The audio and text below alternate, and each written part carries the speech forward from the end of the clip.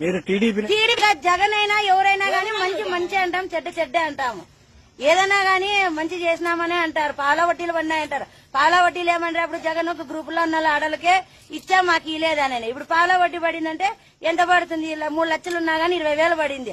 20,000 పడితే ఎంతమంది? 10 మందికైనా 2,000 వచ్చా. ఆ ప్రభుత్వం ఉన్నప్పుడు ఒకరికి 10,000 తీసుకున్నారు. యాది ఎక్కువ వచ్చినట్ల, యాది ఇది చేసినట్ల చెప్పు. యా ప్రభుత్వం మేలు చేసింది? ఆలోచించలేదా? డాక్రా వాళ్ళకి రుణమాఫీలు కూడా అయినాయి. అప్పుడు పాల వడ్డీలు పడినాయమ్మా అంటారు. ఇప్పుడు 3 లక్షలకే పడేది, ఎక్కువ పడవ.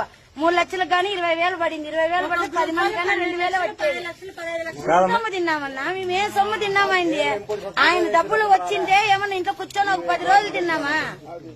10 రోజులు ఇంట్లో అయిపోయి జగన్ వేస్తాలని కూర్చొని తిన్నామా?